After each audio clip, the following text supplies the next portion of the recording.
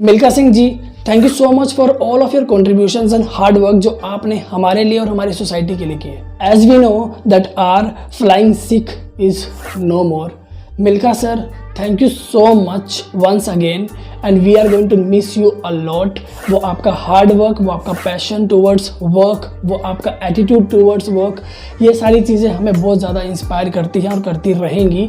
हम आपको बहुत ज़्यादा मिस करने वाले हैं। In this video I am going to talk about the most important things about Milkha Singh ji और उनसे हमें क्या सीखने को मिलता है। मिल्खा सिंह जी को फ्लाइंग सिख के नाम से क्यों जाना जाता है और उनको ये नाम किसने दिया?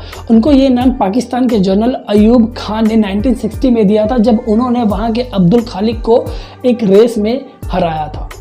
वहां पर उनको ये नाम दिया गया था, विच मेड अस प्राउड। वैसे तो मिल्खा सिंह जी के बारे में बहुत सारी ऐसी बातें हैं जिनके बारे में हमें नहीं पता है। उन्हीं बातों में से एक बात मैं आपको बताना चाहता हूँ। 1960 में रोम ओलंपिक्स हुए थे और वहां पर मिल्खा सिंह जी अपने ब्रॉन्ज मेडल से 0.1 सेकंड से रह गए। वो 4th पोजीशन पे आए थे। नाउ यू कैन इमेजिन आपकी लाइफ का एक एक सेकंड कितना इंपॉर्टेंट है। आफ्टर द पार्टीशन इन 1947 हमारे लिए सबसे बड़ा प्राउड मोमेंट आया था 1958 में, जब मिल्खा सिंह जी ने हमारे लिए कॉमनवेल्थ गेम में गोल्ड जीता था। जब भी मिल्खा सिंह जी के बारे में बात करते हैं तो मेरे माइंड में सिर्फ एक ही चीज़ आती है कि वो अपनी ज़िंदगी में कभी हार ही नहीं मानते थे। He was having only one attitude, that is never give up. मैं आपको एक रियलिटी बताता हूँ। मिल्खा सिंह जी ने इंडियन आर्मी में जाने के लिए 4 बार एग्जाम दिया, जिसमें से 3 बार वो फेल हुए, लेकिन वो कॉन्टिन्यूसली ट्राई करते रहे और 4th टाइम इन 1951 में वो एज ए टेक्निकल जवान वहाँ पर भर्ती हो पाए। मतलब ऐसा लगता है कि मिल्खा सिंह जी सिर्फ और सिर्फ इंडिया को सर्व करने के लिए ही बने थे। You won't believe that Milkha Singh ji ran 80 races in world wide and out of it 77 he has won. इससे पता लगता है कि वो अपनी कंट्री के टूवर्ड्स कितना ज़्यादा डेडिकेटेड थे। मिल्खा सिंह जी पूरी कंट्री को फैमिली समझते थे। जब वो 1958 में कॉमनवेल्थ गेम जीतकर गोल्ड लेकर अपने घर आए थे तो उन्होंने प्राइम मिनिस्टर जवाहरलाल नेहरू जी से सिर्फ एक चीज़ मांगी थी कि मैं अपनी इस विक्ट्री को पूरी फैमिली के साथ एंजॉय करना चाहता हूँ।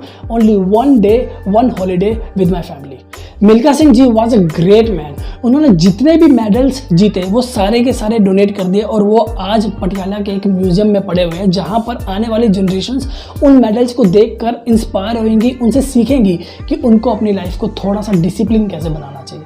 एक और ऐसी रियलिटी है जो मैं आपको मिल्खा सिंह जी के बारे में बताना चाहता हूँ, जहाँ पर एक्टर और एक्ट्रेस एक रोल को प्ले करने के लिए 6 करोड़, 7 करोड़, 8 करोड़, 10 करोड़ एक्सेट्रा चार्ज करते हैं।